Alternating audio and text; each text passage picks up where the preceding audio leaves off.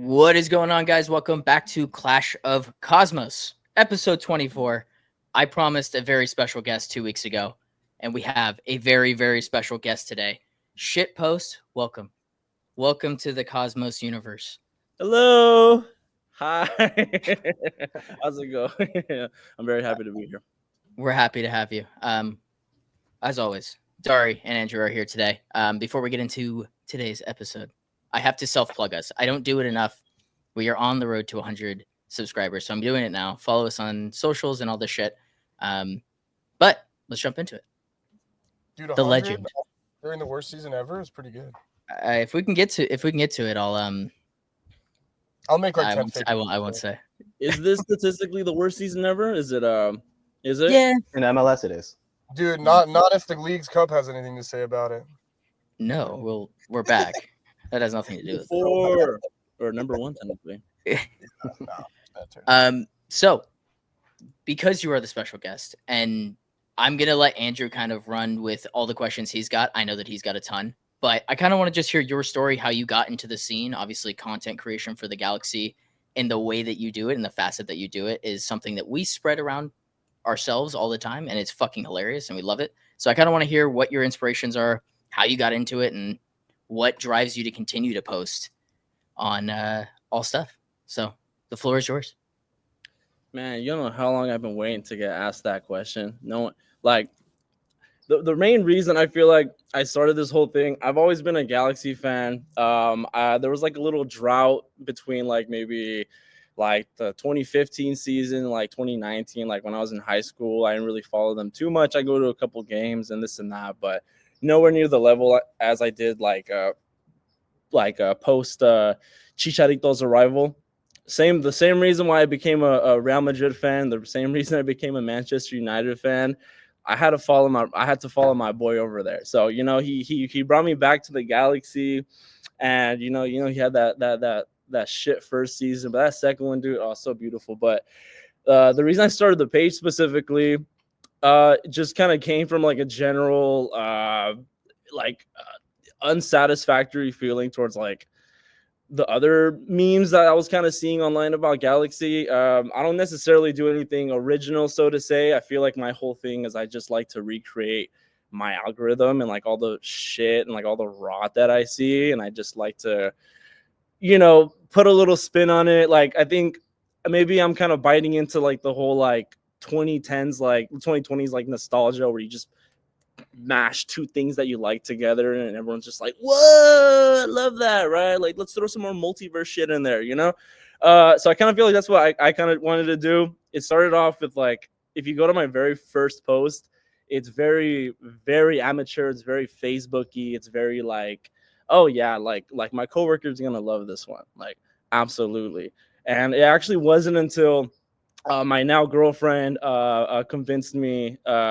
I'm just as active on Twitter, and for some reason I'm like, oh, what if I like put in all these like Twitter memes that I did and this and that, and then I got into the whole reaction image and then editing, and then I just wanted to do that same thing where I'm like, hey, you remember this from the 2000s? Well, look at a Galaxy now, So I've kind of just been making memes since like high school. I was always trying to like cause a ruckus and like just kind of punch up. So I feel like that's kind of like where it came from. But I wouldn't be anywhere without everyone who's followed me. Clearly everyone who follows me clearly thinks the same way that I do, which I never felt like I never really related to people like that. So it's very reassuring, and it's a really awesome community. Yeah, man. I mean, we've definitely enjoyed it. It's super cool to hear that. And you kind of touched on it, that you get these ideas from what's already popular, what's already viral, and then just put a Galaxy spin on it. But if you could take us through your process from the idea generation, seeing something, maybe how do you filter what would be a good meme to use, what would not be, and then how you execute it, and any challenges in maybe like translating it into Galaxy. I definitely think like the process is more just I see something that I'm like, I don't think a lot of people like really understand this. Like the whole art of shit posting, it's very simple. Like, it's not intricate at all. It's ridiculously simple. But just that like, man, just the I love this question. Point is, I'll pretty much just anything I see that I think will make people look at the phone and go like, okay, that's what I love. I love that little moment of like, why? Like, why'd you do this? And I'm just like, do you like it though? And they're like, I kind of do. So generally that's how that kind of comes about. But I would say a big inspiration is just music. A big aspect of my page that I don't really talk about too much is the music that I post on it. And I'm not necessarily posting any like really like hidden gems or anything, but in combination with everything that I want people to see, I also want people to listen to the same music that I'm listening to that week. A lot of my posts and a lot of edits come from just that feeling, you know, like I feel like for a while I'm like that kind of person where I hear like a part in a song and I'm like, whoa, I can imagine a cool movie scene with this, right? Or like doing that, like, oh, that'd be awesome. And that's kind of like how that comes to come to light. So most of the music that I post comes before any of the actual images or any of the edits. You know, it's just purely emotion based. Oh, and also I'm always just trying to capture what everyone's kind of generally feeling at the moment. You know, my opinion isn't too unique at all. It's pretty. I definitely fall in line with like a lot of people's opinions, but I just like to bring them to light. And with the voice that I've generated now, that and just with everything going on in the world right now, I kind of feel like there's so much to say, even if no one wants to hear it. Yeah, I've noticed that that you kind of incorporate like a little bit of. It's not like pop culture, but it's like serious subjects that are going on. You like to touch on those too. And I found that pretty cool. On top of all the shit posts. Yeah, I'm having I'm like a goober in the punk scene. Like I'm nowhere near like the status of any of these people who've been like little dirtbags since like they were 18. You know, like I'm nowhere near that level, but I do read a lot. When I was in London, I kept posting excerpts from Chomsky's book, What Uncle Sam Wants, because I don't know. I think people are under this impression that they can't like something or love something while also disagreeing with it. You know, it's a really complicated feeling. And you know, even my girlfriend, you know, she has like, why do you want to support a team where you know they're showing like week after week that they don't want to listen to you, they don't want to do this, and maybe it's because I don't have the heart to really fully give it up, but that's what you do, you know, when you love something so much, you know, you stay there and you fight for it and you make your voice heard until you can't no more. So, and I have a lot of life left in me and in my page, and I feel like it's barely starting. So we'll see how far that goes. Yeah. You mentioned that on your story, and I think that's an interesting kind of segue, and I will give you kind of the time to talk about your new page, but the idea that being a Galaxy fan is super complex. We've talked about it on multiple podcasts of ours where like every time we start, it's something fucking awful because unfortunately the club we support has corrupt ownership, right? And so there's this like constant battle of wills and minds of this like, can you be a good guy in a sense of like, we don't agree with everything that the Galaxy do, but at the same time, still supporting the semi-corrupt thing. And I think your ability to, it's funny because you do it through what you call a shit posting, but it's like not that. It actually is super educating to a whole demographic of people that don't understand topics. And it's funny because like I don't have that type of knowledge and experience with certain things, but I've learned a lot through your shit posting, which is very funny. Like there's some Herbalife stuff that you've posted where I'm like, oh, I should probably look more into that now because you've posted about it. And so that's more of me just glazing you here and giving you props for teaching me stuff through your content. But I do want to give you the time and the space here to talk about your new page because the new page is also just as good. So go ahead, spew all the stuff that you want to spew about that. And then if Andrew's got any more questions or anybody else has any more questions, we can go from there. Yeah, really great question. Really, I hope everyone knows, right? I appreciate all these questions so much. Yeah, I feel like, man, I forgot the question. No, I didn't. So I feel like I surround myself with a lot of people that that agree with me on certain subjects, on a lot of subjects, and the community that I build myself around, I feel like are people who care about things very deeply or care about things very casually that a lot of people nowadays just seem to completely disregard.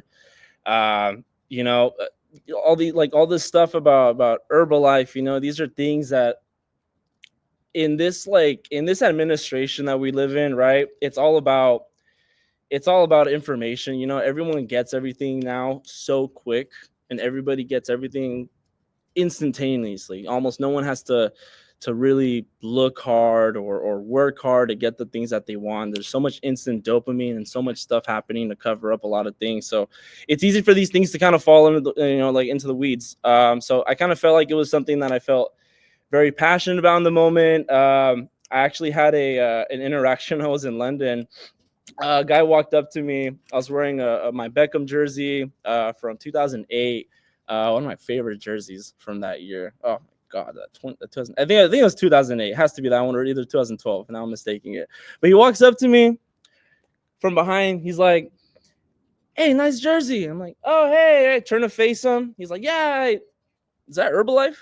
And I was like, "Yeah, it's it's the sponsor." And he's like, "Oh, I didn't know they sponsored soccer teams." I'm like, "Oh, well, it's vintage, it's old jersey."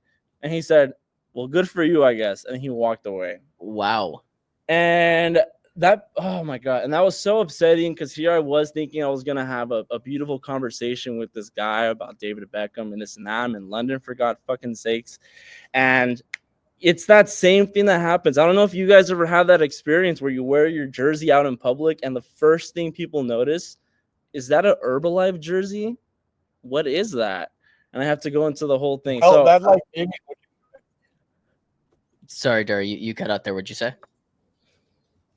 that made me look into the whole Herbalife. Like I wore it and people were like, "What the fuck's your shirt?" And I was like, "Oh, am I still cutting out?" No, you're good. We heard that portion. but it's true, bad and you just look stupid. You look stupid wearing it. And there's already two logos on this jersey that I completely disagree with, one of them being the badge itself.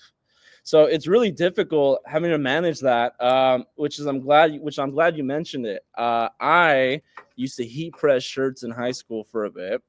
I didn't do it for too long, but the instinct didn't go away. I have a heat press now. Pretty soon, in like the next week or in the next like 2 weeks or so, I'm gonna announce a temporary service to remove any Herbalife logos, and preferably to replace them with Modelo or even American Spirits, but who knows? But point is, I want to do as much as I can with the influence that I have to just paper cut the front office to death. It's so little, and it means nothing in the grand scheme of things. But that's what I want to do with my time, and that's what I love doing. I like just bringing all this shit to the main stage, and people get mad when I merge politics into sports. But you guys know politics affect every single thing in this country, and it's that level of disregard that I think people need to really care about, whether it pisses them off or not. If they don't want to see it, it's all around them, so that's generally what I'm trying to do with this MLS page. The love of my life told me same thing, right? I'm pissing off a big number of people here when I could be pissing off a lot more people with the MLS stage. So I guess I'm gonna try and build as much as I can while trying to educate even more people about just what's going on. And that's my motivation right now. Quick question. I have that jersey back there. I have Douglas Costa on the back. Can you heat press that off my fucking jersey? Because the first thing that came to my mind when you said that someone looked at the back of your jersey and went, "Wow, Beckham," I went, "Oh, wow." I've had multiple people say, "You're wearing a Costa jersey," and then have the Herbalife thing happen. So I definitely needed more help than I can get there, because not only do people hate me from behind, they also hate me when they're looking at my face. That sucks. Oh, dude, that post-purchase clarity must have been insane, dude. No, it never went away. For like 3 months. Yeah, dude. I You're thought like, he was he's the gonna be best. good. He's gonna be good.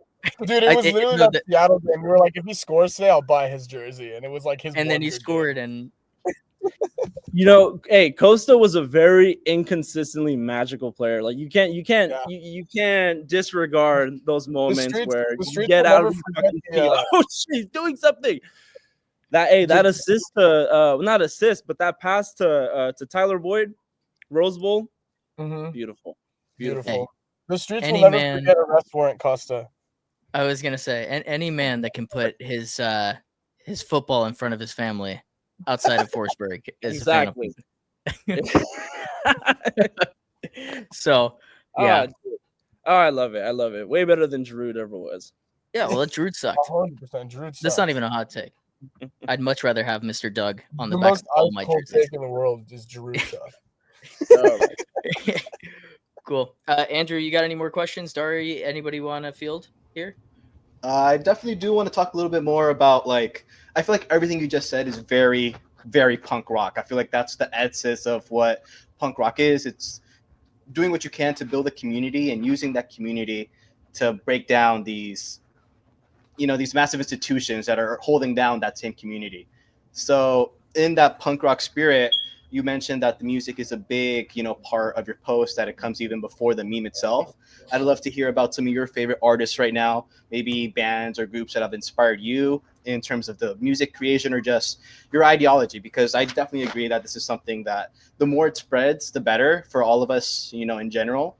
So, if you could put the audience on, put us on groups who have, kind of formed you on. When I'm not listening to like 24/7 like new wave or like goth music, I'm definitely listening to like I just got into I'm so late on this, but I got into Discharge last year, so freaking late. Absolutely Discharge. If anyone nowhere near a deep cut whatsoever, but I mean, if you're looking to get political and you're looking to kind of get started in that, that's a fucking monolith right there of a band, dude. So much to say. One of my favorite bands right now is Death Lens. Little somewhat pop punk band, less punky, less poppy, something like right there in the middle. LA based, Hispanic, and they have had a lot to say. Have hosted a lot of benefits through the recent ICE events, a lot of free shows, a lot of the proceeds going straight to anti-ICE efforts. So if I was really going to give one recommendation, I would say Death Lens, LENS, 100%. Very, very cool. If you're going to look up those bands, make sure not to just type Discharge into your Google. It comes up with something else first. That's on me. That's on me. Don't. I could say one more band that's definitely influenced a lot of my edits and my posts. King Gizzard and the Lizard Wizard, abso-fucking-lutely. They have also inspired me to get off of Spotify. I was just drowning in Spotify copium for a long time. I knew about all the issues that they had with these artists and how little that they're paying them, and just all the controversies with them. But just because of the fact that I had Spotify for so long, it was just more convenient for me to hold on to everything. But that's something that I think a lot of people just have to get over, like that convenience and that easiness of what they're already comfortable with, and just being challenged with reality, with the real shit that's going on in your morals and standing for your morals. So after they just recently got off of Spotify, that kind of like finally pushed me off the edge. And I'm like, okay, I'm finally done with this. Like I hate that I needed the push after so long, but I'm finally what I considered doing the right thing here. Anyone who doesn't want to, like, it's totally fine. There's way bigger issues at hand, right, than these fucking millionaires getting paid a bunch, right? But they're artists, and artists are, and there's so much you can do, right? You go to Apple Music, Bandcamp, preferably, right? Pay for your music. You love your music, support your artists. So King Gizzard as well. Fucking love that band. Oregon Farmer, Infest the Rat's Nest, best album ever. Yeah, I'll have to tap in. I when it comes to music, I am a Dari knows. It's not good. It's not good. It's not. What do you? Come on. Okay, give me. What's like a general genre? Like, you're like. Can I just say I'm a Sabrina Carpenter stan, and then we can leave it as that? And that's okay. I And love that is her. She's great. okay. She is a talented, beautiful human, dude. And all that hate, just the other day, just an hour ago, before I got home, I was at the gas station by my house, and there was a car meet there, and they were joking around about what music to play, and they were like, "Oh, just put on Justin Bieber, put on Imagine Dragons," and I'm like, "Hey, those bands are fucking fire. All right, like I don't give a fuck. All right, Justin Bieber, talented as hell." Especially that little boy during the Never Say Never era, dude. Peak That music. is peak. That is peak. Peak music, 100%. I stand by that. Hell yeah. All right. Does anyone else have any questions for Shitpost? I got one more, and I'm gonna steal this from our friends at their name, our Escudero de LA, Rob Palone and Ananda. They have their podcast. I'm going to remember the name eventually, but I've been on there a couple of times, and a question that they love to ask their guests, everybody, is their Galaxy top Rushmore. Could you give us your top 4 Galaxy players? Yes. Okay. Okay. Number 1, by default, I have to say Ricky Pooch. I think that's just like I'm alive right now. All right. I am in the present. I'm in the present, and I appreciate every single part of the present. And, what more can you really say, after what he's done in the such little time that he's been with us? I would say him, obviously by default. Another one, also by default, Landon Donovan. I think that's pretty obvious right there. I didn't necessarily. My memory is pretty hazy when it comes to that era, like in terms of like the actual games that I would go to during that time. I wasn't necessarily like a baby or anything, but just I wouldn't be, I can't really tell you, but I felt it. That's how good of a player he was. I just felt his presence and his impact. Definitely Jaime Penedo. I'm a goalkeeper. Well, at least I was a goalkeeper before I got put into retirement when I was like 14. Got my Olda, my radius absolutely broken. But after that, I started reffing, and I stayed in the game, and that's how I make money. So I still ref. I've had 2 people recognize me when I'm at these games, and I got just like chill. Nonchalant. But and then lastly, I wouldn't personally really say it, but I'd say Juninho. Yeah. That another one of those players where generally I'm like, hey, I am brutally casual. It's very unfortunate. It's very unfortunate how casual I am with this team and with MLS, which is a fear I have going into the MLS shitpost, because I just know all the sickos are gonna eat me alive. But that's what it's all about. You throw yourself in the water. So I would say generally that would be my top 4 right there. Heck yeah. Juninho's a pull. I don't think that would be on most people's. So I was going to say, for a casual take, that's pretty, that's ball knowledge. Valid, though. That's a very valid pick, I think. Yeah. Especially what he's done with the team after the fact, right? Like he's Peg's translator, he's been his translator. Like he's awesome. It's a great pull. I think I might have like switched the player, but I think I made a post like months ago talking about the Rizzlers top 4 Galaxy players, and I think it was a similar list. I'll have to double check that. The Rizzlers top 4. Dude, the Rizzler knows ball.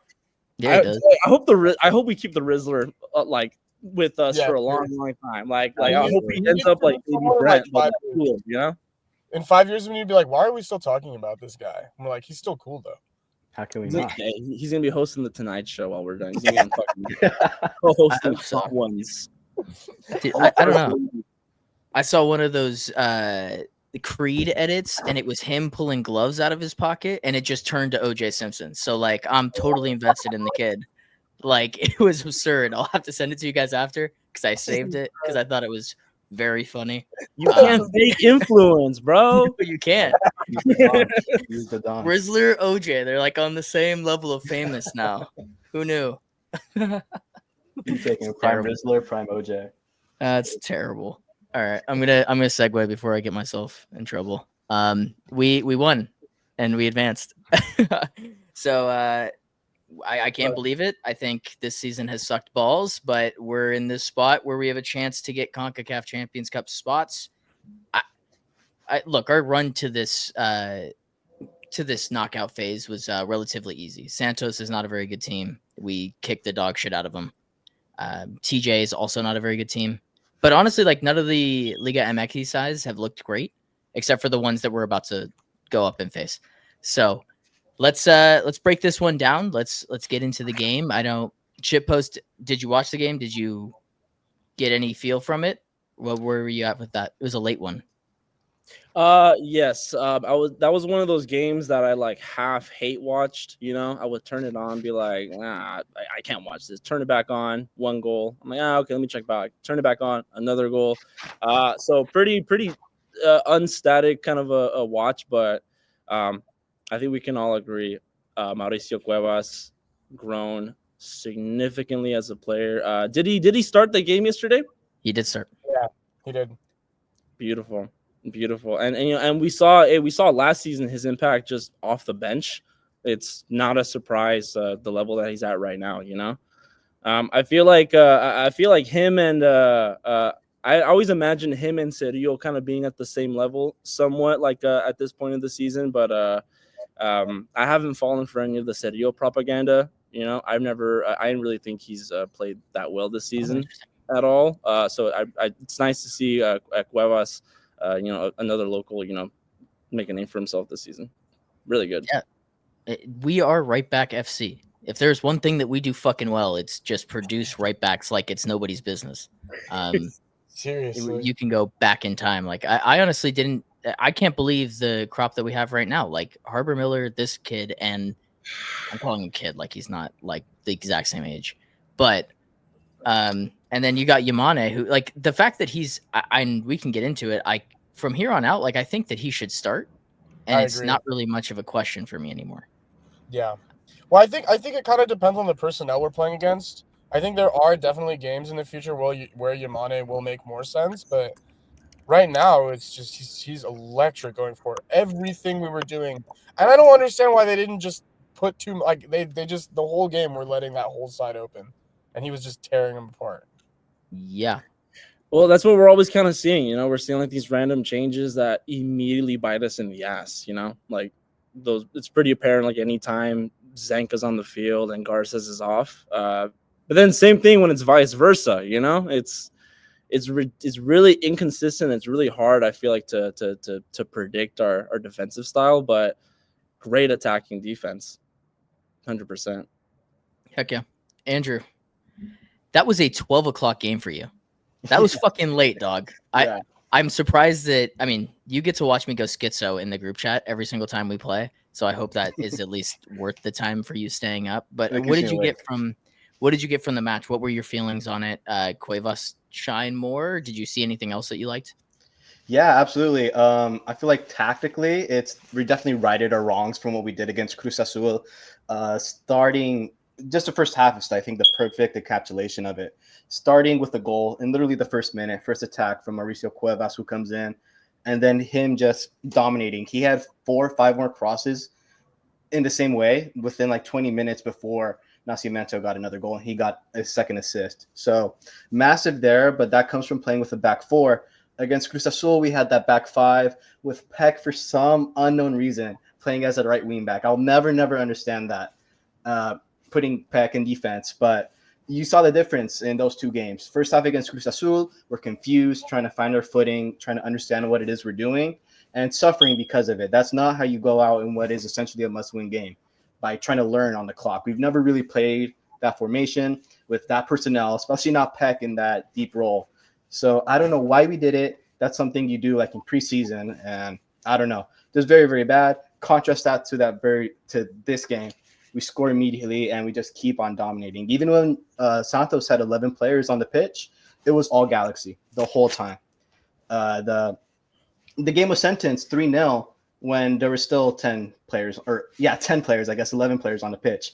But I think just tactically that shows that we got to stick to what we do best. And I think that's You know, a lot of fans aren't going to be happy hearing that. I've heard a bunch of this Vanney out, and one of the biggest criticisms against them is him not being flexible tactically.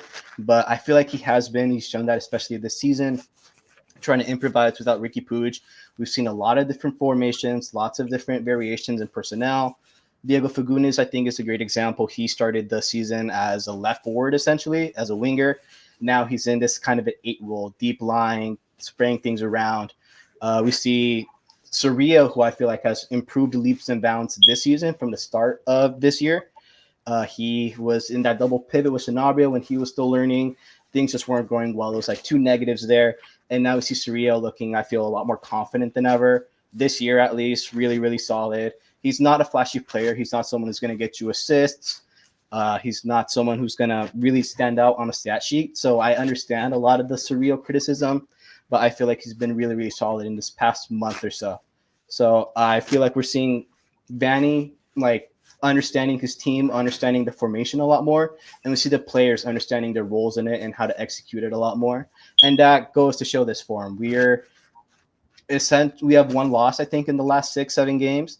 I contrast that when we were losing pretty much every other week. So things are finally starting to click, and it's not. I don't think it's surprising when you look at the start of the season. We knew that we would have Ricky Puig, and I feel like everybody knew that there were going to be growing pains. We didn't expect them to be as painful as the start of the season was, but we're finding our footing. And right now is when it matters, when we're 2 games away from a CONCACAF Champions League spot, 3 games away from a title, and we need to win essentially every other game to stay alive in the league. But whether or not that happens, I'm not too mad about, but I'm happy with the team, the growth they've shown, and I feel like it's commendable just all around. Besides what's going off of the pitch, the team itself is doing its job. It's trying to win games. And, you know, it's easy to criticize them, point out things that they're doing wrong, but I feel like it's just as valid to, you know, commemorate what they're doing, to talk about the positive we are. And right now, I think we're in a really great run of form. We need Peck to keep on being as electric as he is. We need Paintsel to keep on scoring and converting. We know that we've left so many goals on the table these last couple of games. So to me, it's frustrating for sure, but it's exciting to know that we are making these chances without Ricky Puig. We are finding how to play the Galaxy way without Ricky Puig. So that's exciting to me. I'm excited for 2026, 2027 when we will have Puig. I think it's exciting times ahead, and it's great for this team without, you know, think of it without Puig. I feel like there was this just energy that nobody believed in them without him at the start of this year. But now I feel like they're starting to believe in themselves. They know who they are and that they can be a winning team, even if you don't have a little Spanish magician. So super happy with that performance. I think it's exactly what we needed to close out this first phase of Leagues Cup and to close out the rest of the season. It lets them know that whether they have Puig or not, that they have what it takes to go and compete, whether they do it in the league or they do it in Leagues Cup. There's a trophy on the table, which again, it's crazy to say, in the worst statistical season of all time. So very, very happy with that. I don't know. There's not much bad to say, I think. No, when you kick the shit out of a team 4-0 and it really should have been like 9 or 10, there isn't a whole lot wrong you can say. And we can go around giving praise to a bunch of people that we've given praise to, like Nascimento was great. Having Yoshida back was very exciting. I enjoyed watching Yoshida play. The Vanney stuff is interesting, and I'm gonna leave it for Mila next week, unless anyone has anything they want to say on Vanney. My issue has just been talent identification with him. I think that this team is too talented and the roster is too talented for it to have gone through the lull that it went through. And that a Cruz Azul game gave me like PTSD flashbacks to the beginning of the year, where it's like, hey, like, man, it's not a rocket scientist. And look, I'm not by any means anywhere near a MLS coach. But I know for a fact that Gabriel Peck should be nowhere near right wing back. He's not good enough defensively. He has no idea what he's doing in those spaces. But to give Vanney credit, and I'm going to bring up the tactics board now. If you guys are cool with that, I'm going to try something different on the pod here. Try something new. I want to talk about the spaces that they were actually possessing and taking up during the match, because it was really interesting. I thought that there was a couple of key things for me and key shapes that happened during this match. And it does involve Cuevas and Cerrillo and Peck in particular. So the issue that I saw in the game against Cruz Azul was this being Yamane. The shift was essentially Yamane was shifting in here, Zonko was becoming your central center back, and Garces was your left-sided center back, right? So you just had this like kind of funky shape where Yamane's not in a role that he likes. Zonko was in a comfortable central center back, and Garces is Garces. So, throw it out on a whim. And then you've got Peck dropping into these spaces. And I talked about it on our last pod that I hate when Gabriel Peck is deep. I think it's terrible. I don't understand it. He's not a player that can play in those spaces. He doesn't create in that sense. The main switch that happened, and it was very cool to see, was just pushing Cerrillo into pockets where he's comfortable. So this did stay the same. Yoshida went into central center back. Garces shifted here, but Cerrillo dropped into the right center back position in possession. And the way that shaped the game is Cuevas just got up the right side. And Cuevas is just a better athlete than Mickey Yamane at this point in his career. Like Mickey Yamane is 31. You're asking him to do a lot of really crazy running if you're asking him to bomb up and down wings. But having Cuevas do that, and where he can take up this space, Peck can drop in here or over here, and then Royce becomes the magician that he is. And you can just see that the patterns of play make so much sense when you put our little prince, Ricky Puig, right in those Royce positions, or even in those Fagundes positions, which I don't think he's gotten enough credit. And I give Milf a lot of shit during the beginning portions of the year, but he's been fantastic. And so he deserves praise too, because those two guys, Fagundes and Royce, have becoming the creators in this like middle of the park with Nascimento dropping in, has completely changed the way we've looked. And I'm super impressed with Vanney and the coaching staff's decision to totally right their wrongs from the Cruz Azul game. And that we should have had 7 goals in the first half. And it comes from just that interchange. The first half. Yeah, you should have had 8. I'll just keep upping the number until we get like to the right amount that I want. Like, you should have had 50. But I completely agree with that. Like I think that's a really good point. And I think it's just so interesting, like, sorry to kind of cut off what you were saying, but like, no, I'm done. I'm done speaking. Sorry, I want to praise Vanney, and I also kind of want to criticize him because all the issues we were talking about, I can count, like, there was so many times where I was like, why don't we just play Cuevas? I'm like, he's just on the bench. I'm like, why don't we just play him? I think that would help a lot. I'm sure it wouldn't solve everything. I'm like, maybe we could start that striker too. Maybe that would fix things.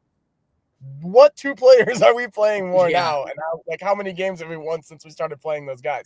So, I mean, at the same time, it's like, is it that simple? I know it's not, but it's like, it feels like the stuff that we were begging him to do for the first half of the season, and he just refused to change. Like, there was no reason.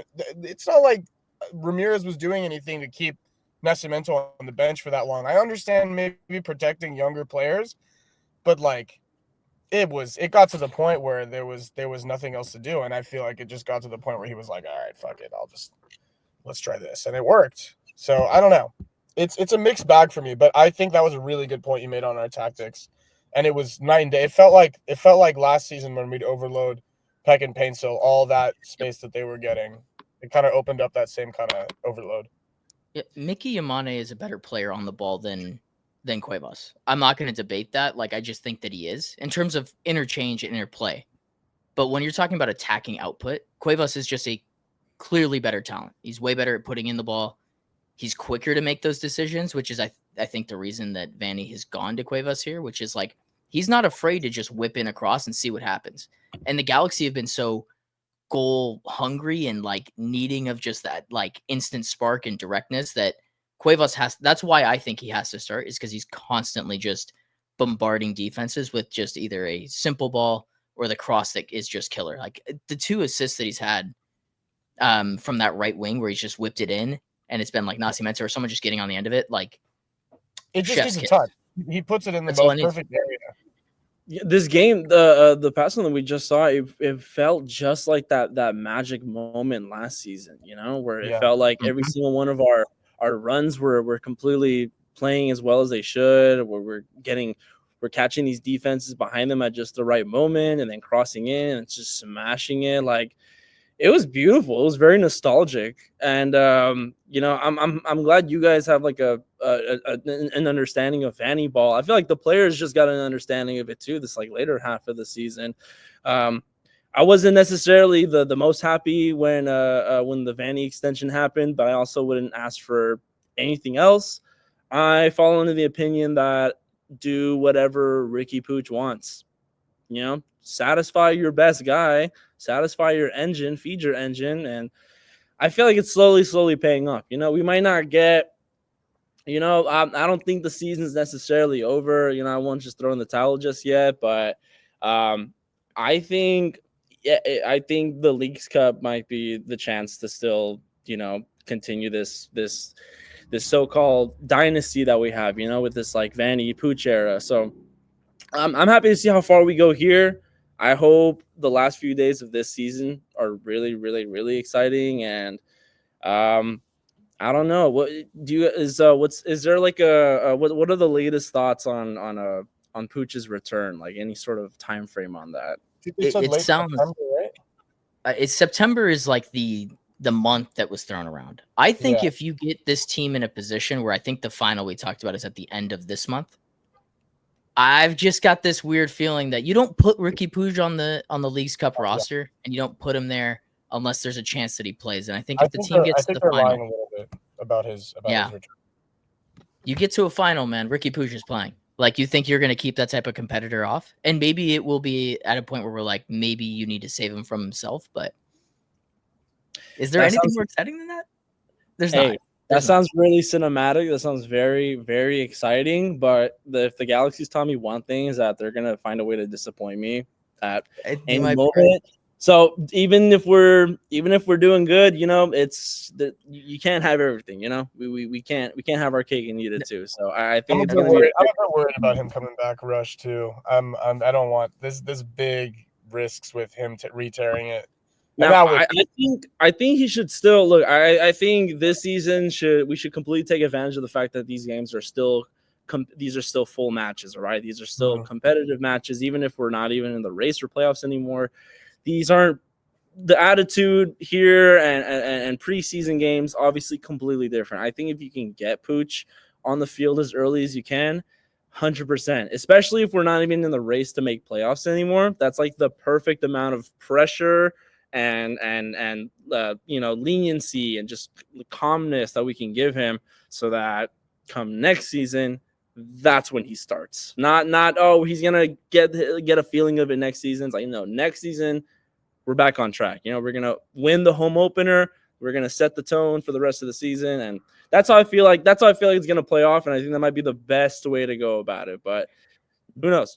No, I've been pretty consistent on that being my thoughts too. That as soon as he's ready and he's available, you let him play and you let him do his thing, because Ricky Pooch needs game time. And when we've seen players come back from that ACL tear, like it's not as clean as we want it to be. And so getting him back and getting him into this kind of like match sharpness, match shape as quickly as possible is the best outcome that you can get. And to your point, like the MLS season's over, so like, why not give him a runway where it's not as potent and hard to go by?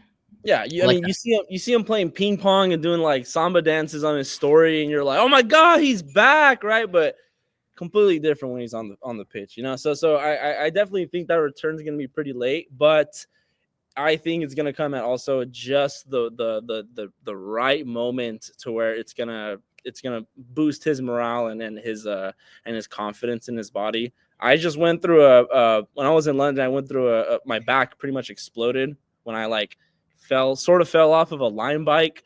Okay. So I know that scary feeling. I'm like recovering it from it now, but you know, I've had these crazy injuries before, and there's always, even if you know you're good, there's always that hesitation that you have. But Ricky Pooch is a professional. You know, this guy's got his start at one of like the fucking top clubs in the entire world. All right, this guy is immune to pressure. I really think the harder it is for him to come back, the better he's going to shine when he arrives. That's just the kind of player he is, you know?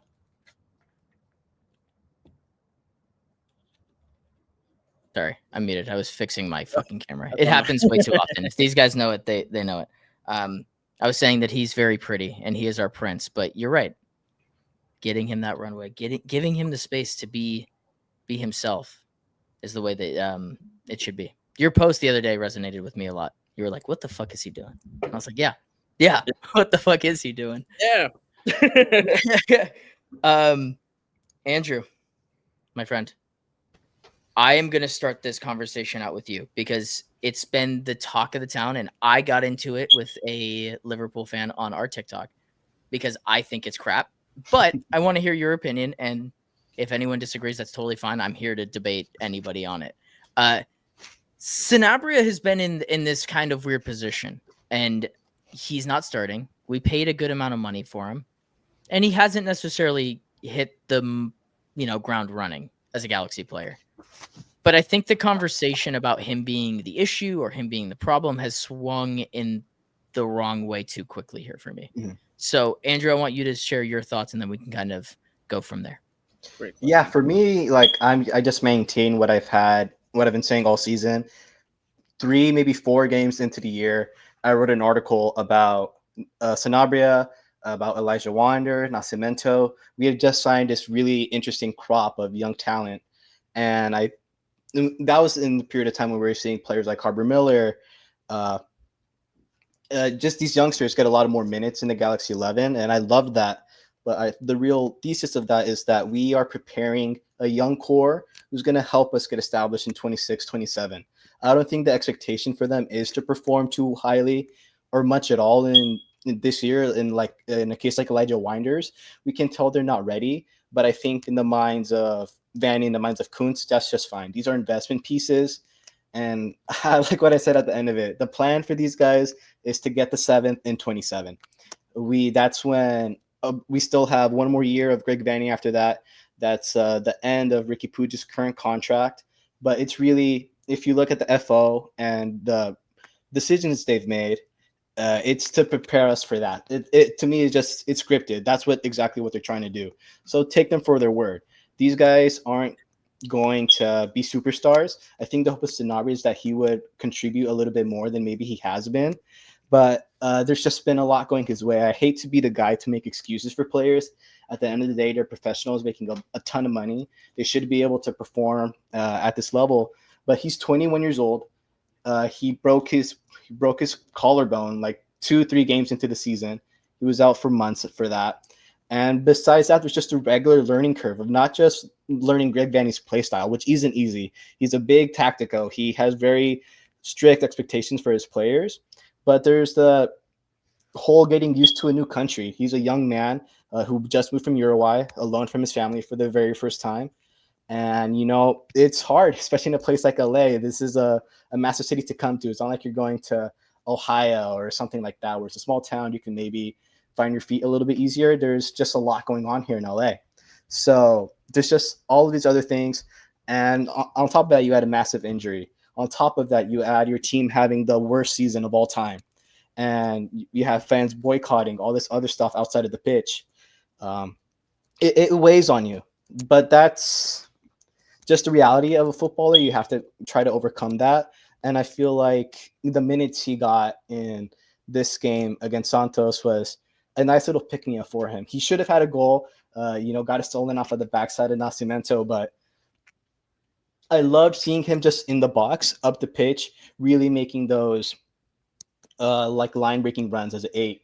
When I watched his highlights from his time at Nacional, that's what it was. Him getting in between that second line into the final third and making off a pass, him tackling a defender and making a great pass or scoring goal himself. He has that garra, we say in Spanish, that little bit of a claw, something, a little bit of a bite. And it's been difficult for him to find that here in LA, but I really enjoyed seeing him do that a lot more. Granted, that was against 9 players. He's going to have a ton more liberty going forward, but still getting a goal, feeling like, okay, I can't contribute to this team is going to be a good pick-me-up for him. But he's a player, again, he's for me in that list with Winder, with Nascimento, who are going to reach their peak, I feel, in 1 or 2 years' time. It takes about a year to really integrate yourself into a team and be the player that you are. So right now, I think it's about understanding that we're seeing this maybe half version of him, and it hasn't been good, I'll be honest. The game against Cruz Azul, he was a ghost, a root cause of a lot of the problems.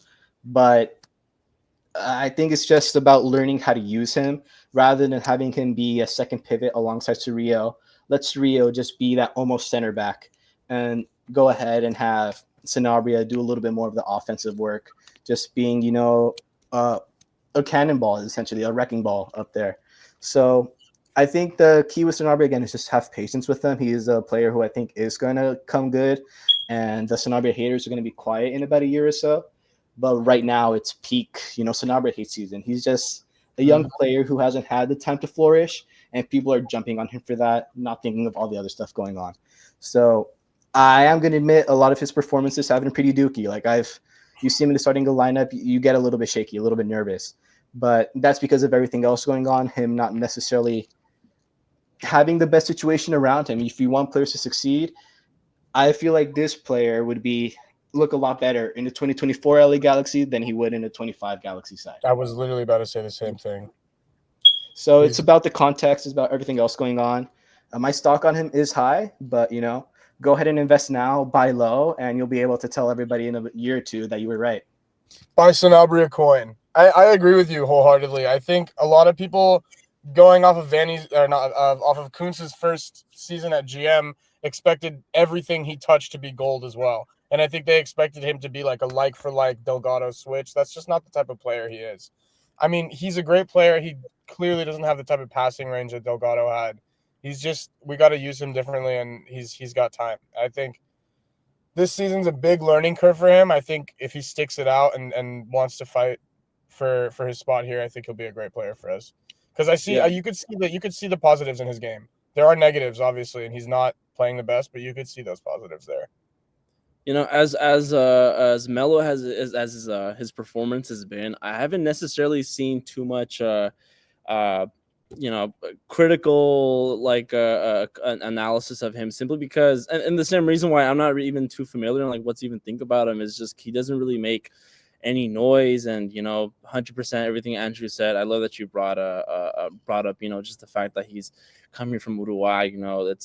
That's something that that I think a lot of people should really consider before. Whenever I make these memes about these players, I don't necessarily like to punch down, at all. Like if I'll pick someone to put in like a yaoi fan fiction where someone's got like a big boner or something, I'll do the big guys, I'll do the ones that can take it, I'll do the 33-year-olds, I'll do Ricky Pooch because I know they can fucking take it. Not that they even see anything, but like I would have no intention of ever doing something like that, like with Sanabria, just because that's, I still like this team and I still see these people as people, whether my content doesn't really show that or not. But I have a lot of hope for him, and I really do wish the best for him. And if he starts, I think if he starts playing a lot better this season, he finally gets in the groove of things, then we might just see a yaoi edit of him and someone else with a big dick.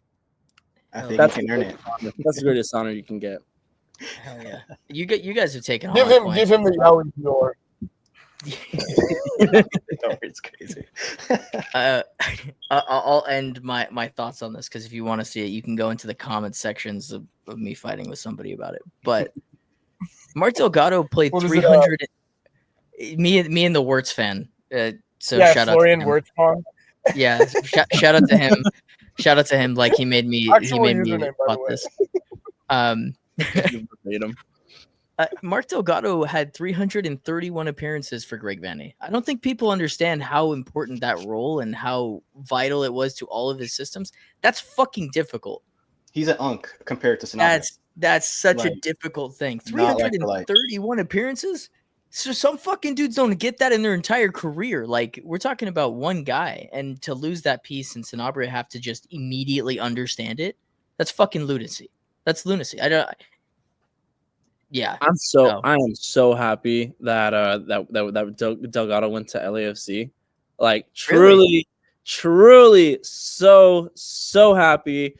A person of I followed him for a long time, and I follow his life, and he's one of those players that as a professional player, like having to uproot your life and go somewhere like across the country or a different state or something like that, it's not the easiest thing. So for someone who I think left a big hole in our team, I'm happy that they got a very easy transition and a simple send off, you know. And as much as it hurts seeing him on the other team, I'm so happy for him as a person that he got this seamless transition, and he's still where he is, you know, and he's still fucking balling. Like, he's still an amazing player, and all the best for him. I love him. Even I love him too. There is a certain level of, and it's funny, I'm going to bring it to the Lakers. I love basketball too. Sorry. But there's a certain level of, if you treat your stars right, you treat the people that got you to the position that you're in right, that'll come back. That's definitely good karma. And for the Galaxy to treat a guy that has done nothing but good for the Galaxy in that way, that will come back in dividends. Like, that will pay off at some point. There will be a point where he has a conversation with somebody and they go, hey man, like, I'm thinking about the Galaxy. Like, what do you think? And he's going to say nothing but good things. The send off video thing that we did to him maybe will skew his mind a little bit, but I'd like to think that us not sending him to fucking Toronto again or something definitely skewed him in the right. I hope so. Can you believe that fucking psychological warfare that we did? That's insane. Yeah, that was pretty fucked up. It's insane, dude. Like, I've never seen a team with the audacity to perform some shit like that. That's crazy. Like, that's some Game of Thrones. For him. They were just like, man, this is gonna be so good for the Instagram. He's like crying over like the memories he had at our club, and they're like, like I see the evilness in that, and then I see the overreaction from LAFC fans. You know, well, why would he do that? You know, I see both sides, and I think both sides are completely wrong. But that's the best part, you know. That's Game of Thrones. Everyone's a dumbass. I'm right. Yeah, that's some red wedding shit, dude. That's some red wedding shit. It's taking the fucking heart out of somebody. Love it. Love it. Do you guys have anything else that you want to talk about? Or are we kind of good to wrap it up? I would say stop these stupid fucking doubleheaders at Diggs. Let's stop that. Yeah. That's all I have to say. Let's stop that for sure. It's terrible. Very terrible. I want to say one thing. Okay, I know I touched on it just a little bit, but like I mentioned, in the next 2 weeks, I will be offering a service to remove any Herbalife logos from any jersey. Damn, that's really clean too.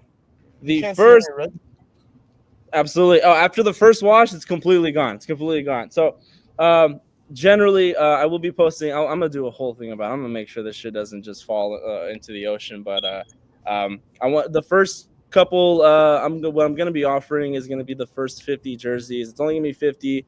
It's gonna be completely free. However, any tips or any kind of any sort of payment that you want to give value to, we will be donating to a fund for pro-Palestine efforts. I don't know exactly which one just yet, but if you want to do something, if you want to kill two birds with one stone and feel like a really good person, all right, I'll go ahead and do that for you, and I'll make you feel like a good person. So just stay tuned. There's gonna be a lot coming pretty soon. Hell yeah! Plug the rest of your shit too while you're at it. Are you going to be posting that link on your socials currently, or on a different social? Not just yet. Every one of my socials are LA Galaxy shitpost. I'm also going to be trying with MLS shitpost. That new page specifically is going to be way less consistent than what I do with Galaxy, just because I am still trying to educate myself and get more familiar with the greater MLS culture. So, I'm just gonna ask people to be patient with me. I might have some unfortunate takes, or but if you like my style and you're familiar with everything that I've put before, you're gonna keep finding that in these pages, and I'm not gonna shut up about anything. Oh yeah. Don't worry about your casualness. It can't be worse than MLS moves your tactical manager. Yeah. Dude, I know, man. Like, first he's ginger, and then he has these horrible takes. God. Damn. Bro thinks he's Alexi Lawless. I mean, it's pretty fucking close, dog. I don't know if we can get any closer than that. Okay. Alrighty, Andrew. You know this time of the show, man. You go ahead and plug your shit. Before I do just want to say this game on Sunday is going to be massive, and knowing if we can take the Galaxy seriously or not in the future. We had really good performances against really shitty teams in the past couple of games. We came up against a team who's pretty decent, and there's a lot of reasons why. I think Vanney set us up for failure at the beginning, but we didn't necessarily deliver the way we should have. Seattle are a good team. We're going away to them. No, we're hosting them. That's a lie, but they're still a great team. It's, the first time we play them since the MLS Western Conference Final. So, they're going to want to, get their get back, I'm pretty sure. It's going to be a really competitive game, and we're going to have to show that we're competitive for the rest of the year. So, take these past performances with a grain of salt. But I do think there's worth having some hope and rooting for this team.